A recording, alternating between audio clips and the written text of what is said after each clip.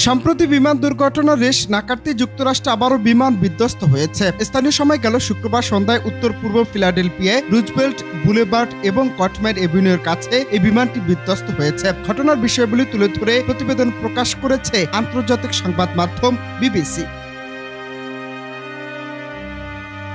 সংবাদ মাধ্যম বিবিসির প্রতিবেদন অনুযায়ী বিধ্বস্ত হয়ে বিমানটি কয়েকটি বাড়ির উপরে আছড়ে পড়ে। এতে সেখানকার বাড়িঘর ও যানবাহনে আগুন ধরে গেছে। নিচে থাকা বেশ কয়েকজন মানুষের আহত হওয়ার খবর পাওয়া গেছে। মার্কিন কর্মকর্তারা বলছেন, শুক্রবার সন্ধ্যায় বিমানটি বিধ্বস্ত হওয়ার সময় এর ভেতরে 6 জন ছিলেন। বিবিসির সংবাদ অংশীদার সিবিএস সহ একাধিক মার্কিন সংবাদ মাধ্যমের তথ্য অনুযায়ী বিমানটি একটি মেডিকেল ট্রান্সপোর্ট মিশনে ছিল এবং এর ভেতরে চিকিৎসক ও একজন শিশু রোগী ছিলেন।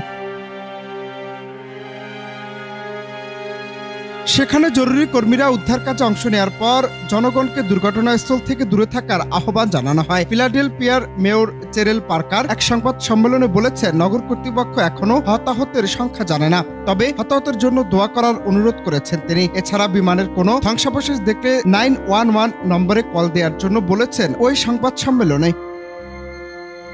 পেনসিলভেনিয়া শহরের একটি জনবহুল এলাকায় 3তলা শপিং সেন্টার রুজভেল্ট মল থেকে মাত্র কয়েক ব্লক দূরে এই দুর্ঘটনাটি ঘটে। যে এলাকায় বিমানটি বিধ্বস্ত হয়েছে সেখানে টেরাকোটার ঘরবাড়ি ও দোকানপাট রয়েছে। এর আগে গেল বুধবার ওয়াশিংটনের রিগান ন্যাশনাল এয়ারপোর্টের কাছে একটি সামরিক হেলিকপ্টার ও একটি যাত্রীবাহী বিমানের সংঘর্ষে 67 জন নিহত হয়েছেন।